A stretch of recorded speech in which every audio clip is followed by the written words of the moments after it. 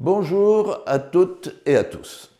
Aujourd'hui, je vais vous parler du rang d'une matrice. Le rang d'une matrice est un renseignement important et il existe plusieurs méthodes pour le calculer, explicitement. Si vous êtes en maths sup ou en première année d'université, on vous a sûrement appris la méthode d'échelonnement de la matrice. C'est une très bonne méthode. Aujourd'hui, je vais vous apprendre une autre méthode qui est une variante de la méthode d'échelonnement et qui, quelquefois, donne des résultats plus rapidement. Mais attention, c'est une méthode très simple et elle ne peut donner que ce qu'elle donne, à savoir le rang. Alors, cette vidéo comporte 4 parties. Dans une première partie, je vais vous donner des exemples de calcul avec cette méthode pour calculer le rang. Dans une deuxième partie, je listerai les propriétés essentielles du rang à connaître. Dans une troisième partie, je ferai la démonstration du résultat fondamental que j'utilise ici. Et enfin, dans une quatrième partie, on verra quelques exemples. Donc, il s'agit de calculer le rang de cette matrice. Donc, on écrit RG devant pour désigner le rang, et on va essayer de le calculer. Alors, la première chose qu'on remarque, c'est ceci. Regardez ici, la dernière ligne. La dernière ligne est presque toute nulle. On dit que dans une matrice, une ligne est presque toute nulle lorsque tous les coefficients sont nuls, sauf 1, ce qui est bien le cas ici. Eh bien, dans ce cas, voilà ce qui se passe. On raye cette dernière ligne, ainsi que la colonne correspondante. Qu'est-ce que j'appelle la colonne correspondante? Celle qui croise en l'élément non nul, le 4. Et alors, ce faisant, qu'est-ce qu'on obtient? On obtient une nouvelle matrice que je réécris, moins 1, 1, 2, 1, moins 1, 1, 2, 0. Et cette nouvelle matrice a évidemment une ligne de moins, une colonne de moins, et le rang aussi est 1 de moins. Et donc, pour compenser cette perte, on écrit 1 plus rang de cette nouvelle matrice. Mais maintenant, dans cette dernière matrice ici, les deux colonnes ne sont pas proportionnelles, et donc le rang de cette dernière matrice ici est 2. Et ça nous fait donc 1 plus 2 égale 3. Et voici le rang de la matrice de départ, le rang cherché. Voici un deuxième exemple, toujours trouvé sur Internet. Calculer le rang suivant. Eh bien, on va profiter du 0 qui est sur la troisième ligne. Et on va retrancher la première colonne à la troisième de façon à faire apparaître un 0 ici. Cette opération ne change pas le rang. Et donc, je vais obtenir la chose suivante. La première colonne reste la même. La deuxième colonne reste la même, mais comme je l'ai dit, je retranche la première colonne ici à la troisième, ce qui me fait, suivez le calcul avec moi, 3 moins 1, 2, 7 moins 3, 4, 2 moins 2, 0, j'ai tout fait pour ça, et 2 moins 1, 1. Voilà, on a utilisé ce qu'on code d'habitude par C3 reçoit C3 moins C1, ce qui veut dire à la troisième colonne, on a retranché la première. Bon, mais maintenant, vous constatez qu'ici, cette troisième ligne est presque toute nulle. Donc, comme je l'ai expliqué tout à l'heure, quand une ligne est presque toute nulle, on la raye, ainsi que la colonne correspondante, celle qui croise en l'élément non nul, et à ce moment-là, le rang chute de 1. Et pour compenser cette chute du rang, on rajoute 1 devant, et on se retrouve avec ceci. Bien. Mais maintenant, regardez bien cette dernière matrice ici. Ces deux colonnes sont proportionnelles, elles sont même égales. Et donc, le rang de cette matrice, ayant deux colonnes proportionnelles, est égal à 1. Et donc, ça me donne 1 plus 1 égale 2. Et voilà le rang de la matrice de départ calculée. Mais On peut aussi utiliser cette méthode avec des colonnes presque toutes nulles. Voici un troisième exemple, là encore trouvé sur Internet. Calculez le rang suivant. Eh bien, on peut par exemple profiter du 0 sur la deuxième ligne. Alors attention, les zéros, c'est comme les lièvres. On ne peut pas courir 2 lièvres à la fois, on ne peut pas courir 2 zéros à la fois. On en choisit un. Celui-là a l'air très bien. Et on va dire que je vais retrancher la première ligne à la troisième, ce qu'on code ainsi. L3, troisième ligne, reçoit la troisième moins la première. Et donc, ce rang est égal à rang de.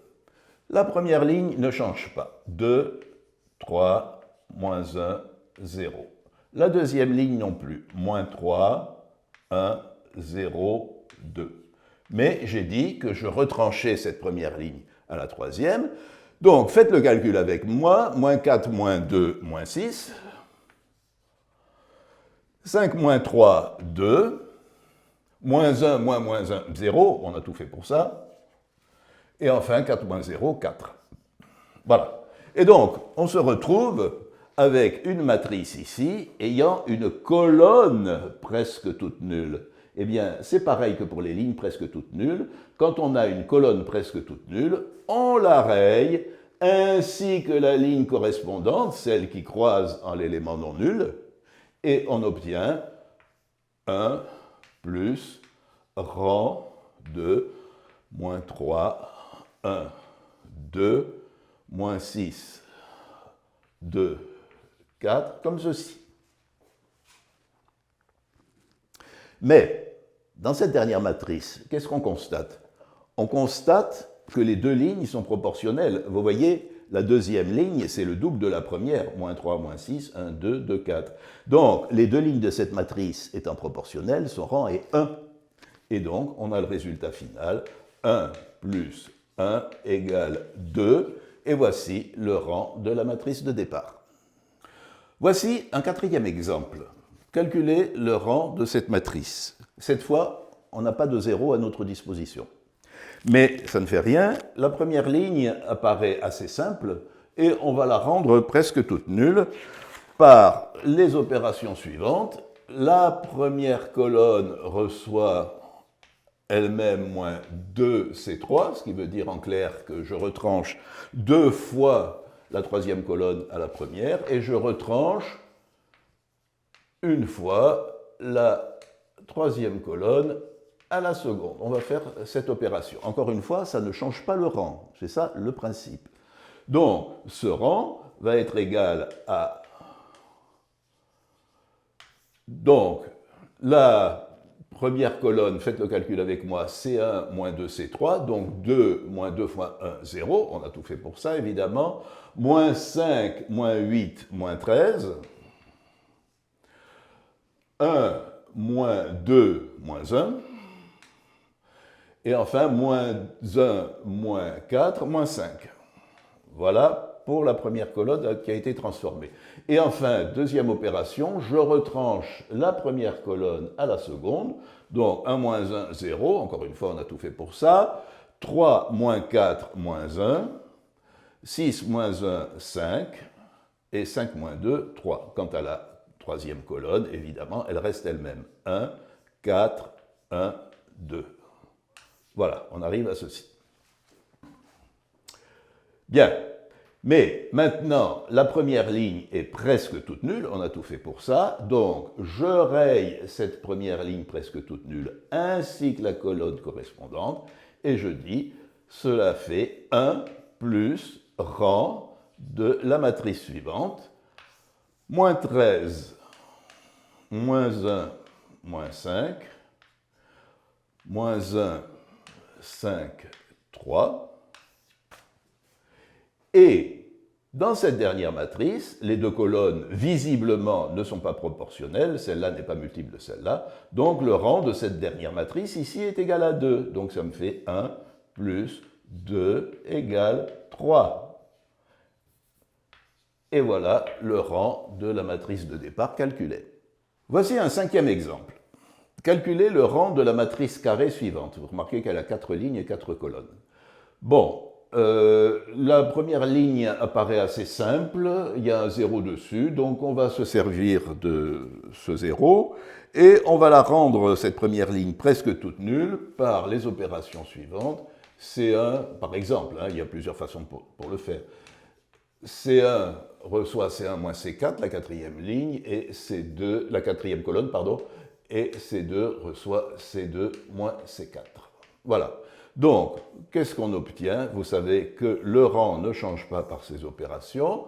Donc, faites le calcul avec moi. C1 reçoit C1 moins C4. Donc, 1 moins 1, 0. On a tout fait pour ça. 2 moins 0, 2. 1 moins 1, 0. Et moins 1 moins 3, ça fait 2. Et de la même façon, je retranche la quatrième colonne à la seconde. Donc, ça me fait 1 moins 1, 0. 1 moins 0, 1. 2 moins 1, 1. Et enfin, 0 moins 3, ça fait 3.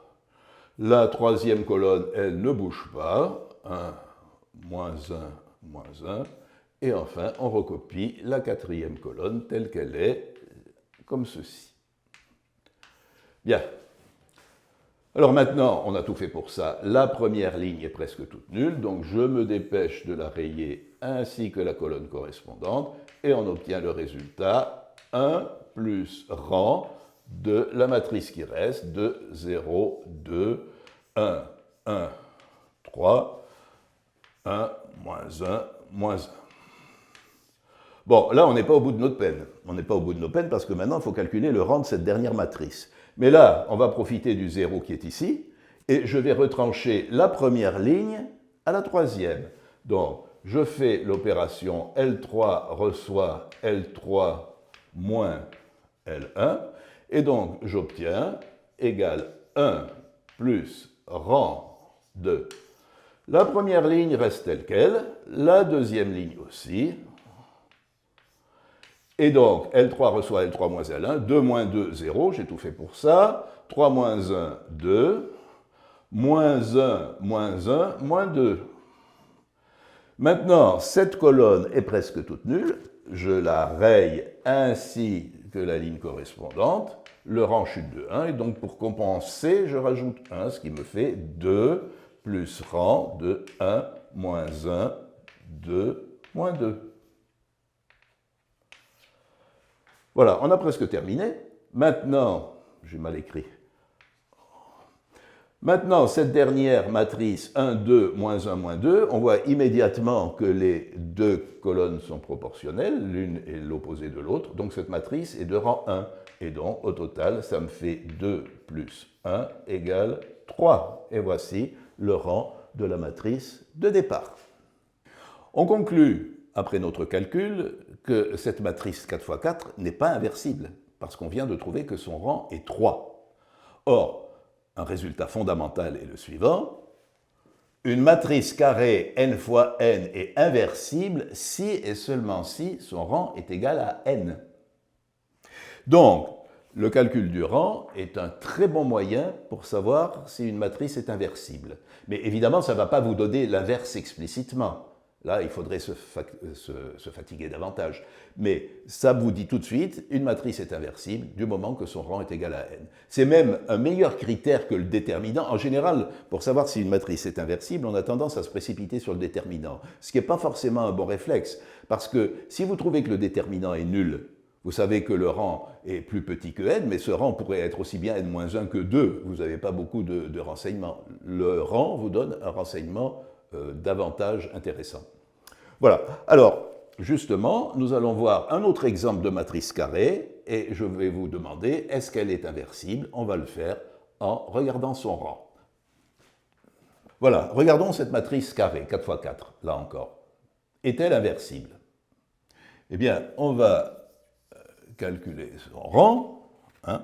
On va utiliser la deuxième ligne qui a l'air plus facile que la première. Encore une fois, on ne peut pas courir plusieurs zéros à la fois, il faut en choisir un. Celui-là a l'air très bien. Donc, vu qu'il n'y a que des 1, ça va être beaucoup plus facile à calculer, et on va effectuer C2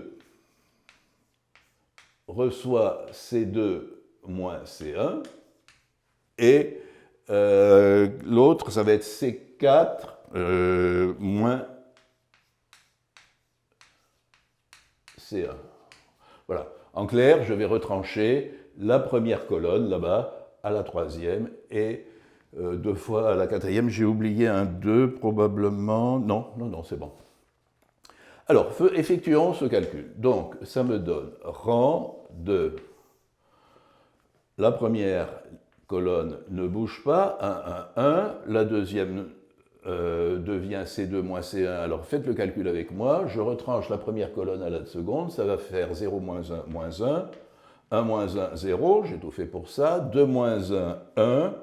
Et moins 1, ça fait moins 2. La troisième colonne, il y a déjà un 0, on n'y touche pas, donc 1, 0, moins 2, 3. Et enfin, j'ai dit c'est 4 moins C1. Donc, suivez avec moi, 2 moins 1, 1. 1 moins 1, 0. 0 moins 1, ça fait moins 1. Et moins 1, ça fait moins 2. Voilà. Alors, avec cette nouvelle matrice, vous constatez évidemment, on a tout fait pour ça, que la deuxième ligne est presque toute nulle. Je m'empresse de la rayer, ainsi que la colonne correspondante, et je trouve 1 plus rang de moins 1, 1, 1, 1, moins 2, moins 1, moins 2, 3, moins 2. Donc, il faut continuer le calcul. Comment on va continuer ce calcul? On va effectuer C2 reçoit C2 plus C1. Alors attention, quand je parle de C1 et de C2, ça fait allusion à la dernière matrice calculée. Hein. La première, elle est oubliée. Hein. Je parle de celle-ci. C2 reçoit C2 plus C1 et C3 reçoit C3 plus C1. Voilà. Et donc, on trouve 1 plus rang de C2 reçoit C2 plus C1. Donc la première ne bouge pas. La deuxième, suivez avec moi, je l'additionne, ça fait 0, moins 1, 1. Et enfin, C3 plus C1, 0, 0 et moins 4.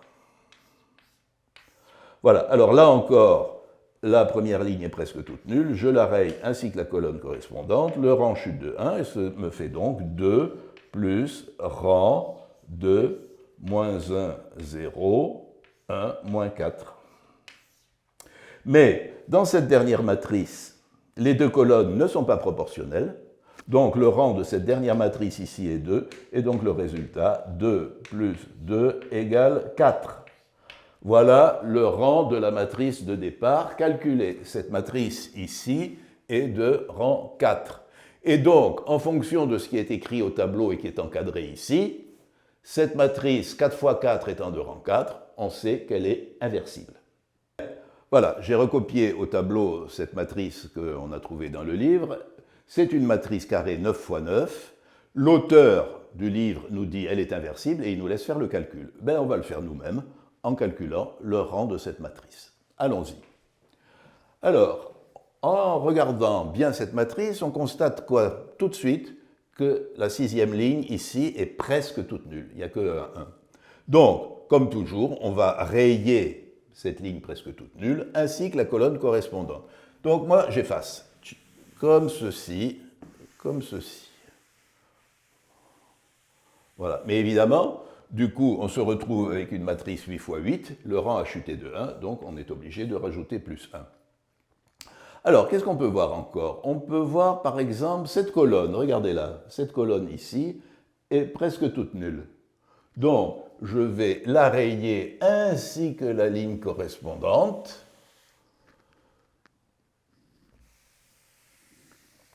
Et le rang a chuté de 1, donc je rajoute plus 1 comme ceci.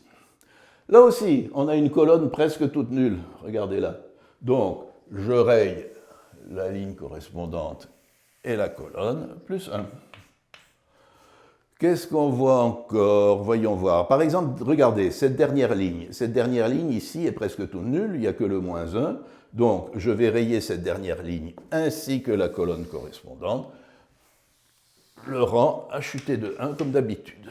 Qu'est-ce qu'on voit encore? Eh bien, par exemple, cette ligne ici est presque toute nulle, donc je la raye ainsi que la colonne correspondante, et le rang a chuté de 1. Qu'est-ce qu'on voit? Ben, celle-là, cette ligne ici, est presque toute nulle, je la raye, ainsi que la colonne correspondante, le rang a chuté de 1. Qu'est-ce qui nous reste? Ben, celle-ci, voilà, qui est presque toute nulle, je la raye comme ceci, plus 1. Eh ben, il ne nous reste pas grand-chose comme matrice. Il nous reste une toute petite matrice de 2 ici, et ces colonnes ne sont pas proportionnelles. Donc cette matrice ici est de rang 2, donc plus 2. Voilà, alors maintenant on compte. 1, 2, 3, 4, 5, 6, 7, plus 2, 9. Le rang est égal à 9. La matrice était carrée 9 fois 9, donc elle est inversible. Voilà. Alors dans une deuxième partie, je vais lister 9 propriétés du rang qu'il est indispensable de bien connaître. Donc, on se donne une matrice A de Mn croix M, c'est-à-dire une matrice à n lignes et m colonnes. Il lui est associé un entier naturel appelé son rang. Alors, le rang vérifie les 9 propriétés suivantes. Alors, première propriété, le rang est inférieur à la fois au nombre de lignes et au nombre de colonnes. Donc, en particulier, il est inférieur au plus petit des deux, ce qu'on note min de n et de m. Voilà, première relation fondamentale, comme ceci. Deuxième relation fondamentale, le rang est nul si et seulement si la matrice est nulle. Rang de A égale 0 si et seulement si A elle-même est nulle, c'est-à-dire tous les coefficients sont nuls. Troisième propriété, on va parler de la transposée. Le rang d'une matrice est égal au rang de sa transposée. Alors, j'utilise la notation anglo-saxonne pour la transposée, c'est-à-dire un T majuscule en haut à droite, alors que la notation française, c'est plutôt un T minuscule en haut à gauche. Cette propriété fondamentale que vous avez vue en cours dit que, de manière imagée, le rang des lignes est égal au rang des colonnes. Alors, que se passe-t-il pour une matrice colonne? Pour une matrice colonne, c'est-à-dire une matrice qui n'a qu'une colonne, c'est-à-dire m égale 1,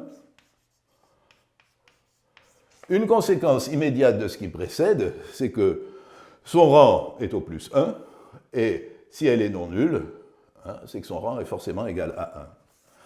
Rang de C égale 1, si et seulement si C est non nul. Et ça, c'est pareil aussi pour les lignes, à cause de la propriété 3 qui est ici. Ce que je dis pour les colonnes est valable aussi bien pour les lignes. Donc cette propriété 3 est très importante. Tout ce que je vais dire sur les colonnes marche pareil pour les lignes. Alors, cinquième propriété, le rang ne dépend pas de l'ordre des colonnes.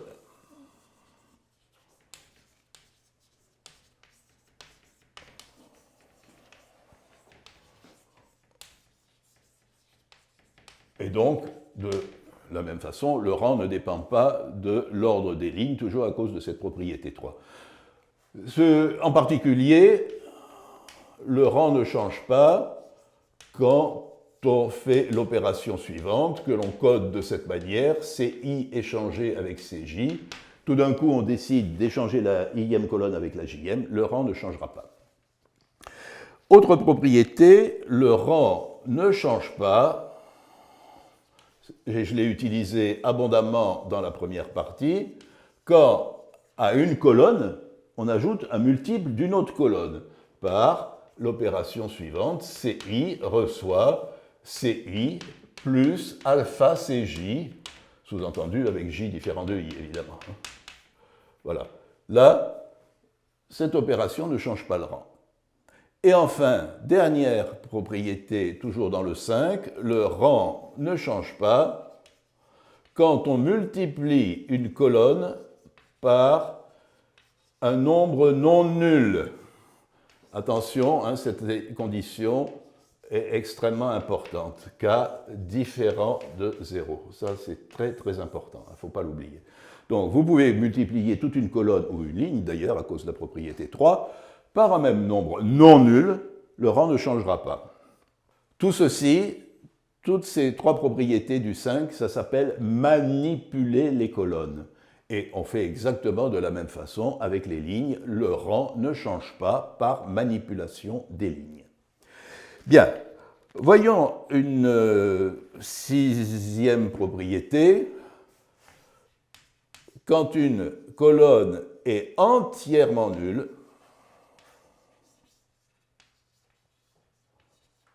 on peut la rayer, ça ne change pas le rang.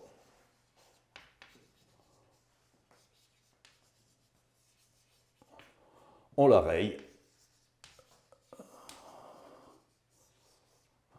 Ça ne change pas le rang. Quand une colonne est entièrement nulle, je dis bien entièrement nulle, on la raye, ça ne change pas le rang. Et pareil pour une ligne entièrement nulle à cause toujours de la propriété 3.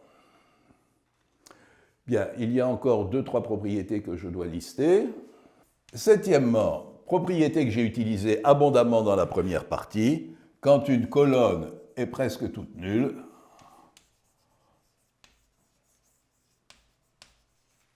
on la raye.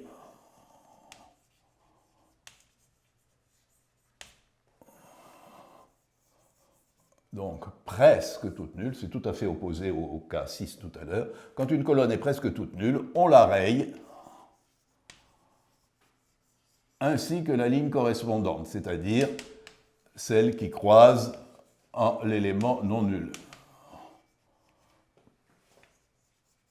À ce moment-là, le rang chute de 1.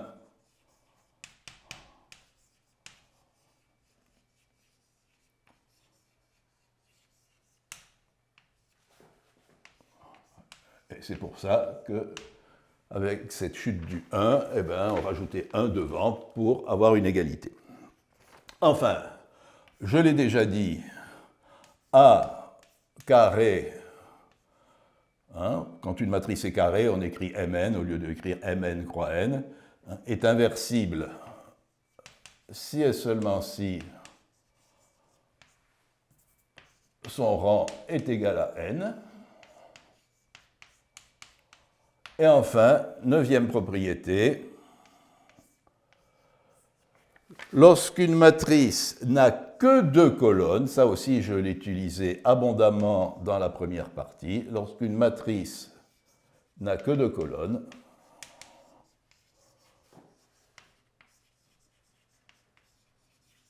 C1 et C2, disons, son rang est 2, si et seulement si les colonnes ne sont pas proportionnelles. Si et seulement si c'est un non proportionnel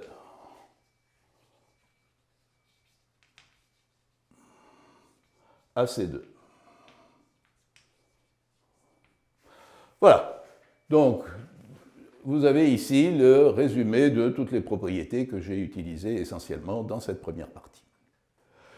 Dans cette troisième partie, je vais énoncer le résultat essentiel sur lequel je me suis appuyé dans la première partie. Donc, je vais vous rappeler ce que c'est que le rang d'un ensemble de vecteurs. Donc, soit V1, Vk des vecteurs d'un espace vectoriel.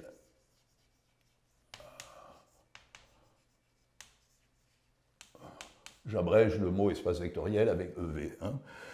Alors, définition fondamentale, le rang de cet ensemble de vecteurs, V1, Vk, c'est par définition la dimension du sous-espace vectoriel engendré, dim de vec de V1, Vk. Alors, vous savez que vec de V1, Vk désigne l'ensemble de toutes les combinaisons linéaires de ces K vecteurs. Bien. À ce propos, le vec de V1, Vk ne dépend pas de l'ordre des vecteurs, hein, donc a fortiori le rang non plus. Hein. Voici le résultat clé. Donc le théorème est le suivant. Théorème qui fait marcher toute la machine. Soit K plus 1 vecteur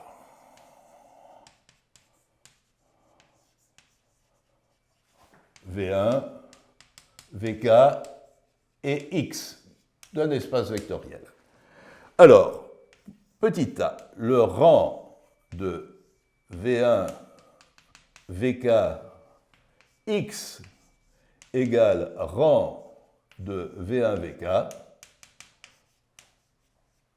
si et seulement si, X est combinaison linéaire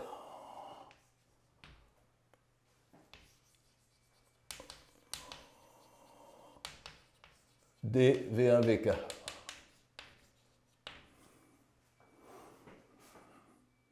Et petit b, rang de V1, Vk, X est 1 de plus que le rang de V1, Vk, si et seulement si X n'est pas combinaison linéaire de V1, Vk. Voilà. Alors, on va admettre ce théorème, vous pouvez le retrouver dans votre cours. Dans cette partie-là, il suffit par exemple de montrer que dans ce cas-là, X est forcément non nul, hein, et s'il n'est pas combinaison linéaire, et donc vous avez une somme directe de vec de V1, Vk, X égale vec de X plus somme directe vec de V1, Vk. Et donc, on a le résultat ici. Alors, je ne vais pas démontrer ce théorème, mais je vais vous faire remarquer une chose, remarque. Rajouter un vecteur nul ne change évidemment absolument pas le rang, c'est-à-dire que rang de V1, Vk et du vecteur nul est égal à rang de V1, Vk. Pourquoi? Le vecteur nul est combinaison linéaire de n'importe quoi, si vous voulez, donc on peut appliquer petit a. C'est l'origine du fait que tout à l'heure j'ai dit quand on a une colonne nulle, on la raye, ça ne change absolument pas le rang. Hein, pareil pour les lignes. Hein, voilà l'origine de ce que j'ai dit plus haut. Alors, définissons maintenant le rang d'une matrice. Définition. Le rang d'une matrice A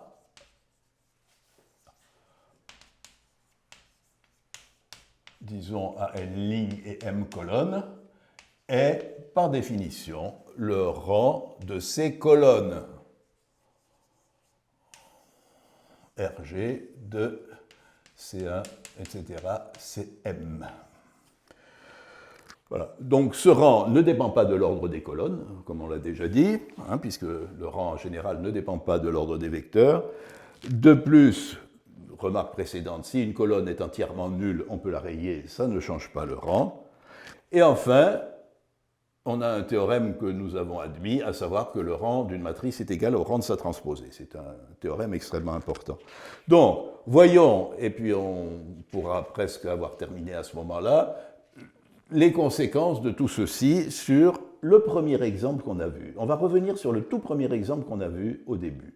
Donc, je réécris ce premier exemple. Donc, j'ai réécrit le tout premier exemple qu'on a vu, et souvenez-vous, j'ai dit, tout à fait au début, on a une ligne presque toute nulle ici, et donc je vais la rayer ainsi que la colonne correspondante. Pourquoi? Je vais le justifier maintenant. Eh bien, je dis, à cause de ce 4 qui est ici, C2, la deuxième colonne, n'est pas combinaison linéaire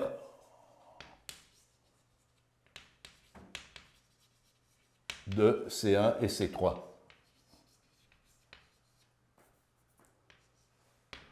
Pourquoi? Eh bien, imaginez que vous ayez une combinaison linéaire AC1 plus BC3.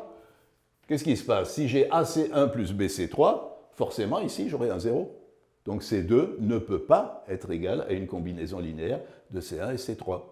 Donc, j'utilise le petit b du théorème qu'on vient de voir, et donc, rang de C1, C2, C3, c'est-à-dire le rang de la matrice comme je l'ai défini, juste là, le rang de C1, C2, C3 égale 1 plus rang de C1, C3. Voilà. Donc, on obtient 1 de plus que le rang de cette matrice, moins 1, 2, moins 1, 2, 0, 1, 1, 1, 0, 0. Et comme je l'ai dit tout à l'heure, on peut rayer une ligne presque toute nulle. Donc, ça disparaît et ça me fait 1 plus rang de moins 1, 2, moins 1, 2, 1, 1, 1, 0. C'est comme ça qu'on a commencé. Alors, on a dit au début, on raye en même temps la ligne presque toute nulle et la colonne, et là, je viens de vous le justifier. En fait, on a rayé d'abord la colonne, et ensuite on a rayé la ligne. Mais on peut faire tout en même temps. Hein, c'est beaucoup plus simple. Voilà. Voilà donc comment marchent ces propriétés fondamentales du rang. Voilà. Dans une quatrième partie, on va donner rapidement quelques applications du rang. Donc, dans une quatrième partie, je vous donne des exemples très rapidement d'applications du rang pour vous montrer à quel point c'est utile. Par exemple, on vous donne un exercice suivant. Premier exercice. Je vous donne 3 vecteurs V1, V2, V3, disons mettons n'importe quoi, de R5 par exemple. Et on vous dit, montrez que ces 3 vecteurs sont linéairement indépendants. Vous écrivez la matrice dont ce sont les colonnes, et vous calculez le rang. Rang de V1, V2, V3 égale 3, si et seulement si V1, V2, V3 indépendant. Quand je dis indépendant, c'est linéairement indépendant, évidemment. Ça, c'est un résultat du cours. Donc, vous n'avez pas besoin d'écrire je fais alpha V1 plus bêta V2 plus gamma V3 égale 0 et je vérifie que alpha est nul, bêta gamma est nul, etc. Non, vous calculez le rang et vous avez tout de suite la réponse. Deuxième exercice, on vous donne 4 vecteurs, mettons V1, V2, V3, V4 dans R4. Et on vous dit, montrez que ces 4 vecteurs forment une base de R4. Eh bien, vous écrivez la matrice carré 4 x 4 dont ce sont les colonnes, vous calculez le rang de cette matrice, vous vérifiez qu'il est égal à 4, donc la matrice est inversible, donc ces colonnes sont indépendantes, et donc forment une base de R4. Voilà une autre application du rang.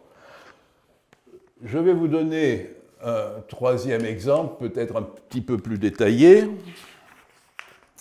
Regardez, je vous donne l'exercice suivant. Là, on va le faire en détail. Je vous donne dans R5 les vecteurs suivants. V1 égale 3, 1, 2, moins 1, 1.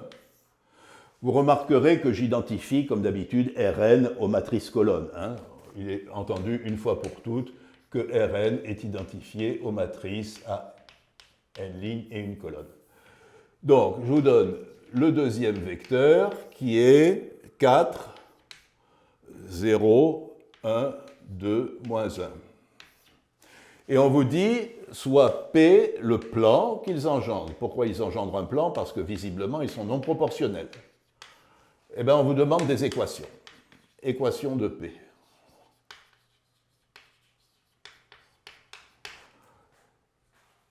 Eh bien, la réponse tient dans le petit a du théorème. Hein, réponse, x égale x1, x2, x3, x4, x5 appartient à P égale vect de V1, V2, si et seulement si, rang de V1, V2, à savoir 2 évidemment, est égal à rang de V1, V2, X. Donc, vous écrivez la matrice dont les trois colonnes sont V1, V2 et X, vous calculez le rang de cette matrice, et ce rang doit être égal à 2. Et ça vous donne des conditions sur les xi qui vous donnent tout de suite des équations du plan. Vous voyez comme c'est simple. Voilà. Bon, il y aurait encore beaucoup de choses à raconter sur le rang, mais on va peut-être s'arrêter là. Donc, voilà, si cette vidéo vous a plu, ne manquez pas de le signaler. Je vous en remercie. Et de toute façon, pour ma part, je vous souhaite de très beaux calculs et une bonne fin de journée. Voilà, au revoir.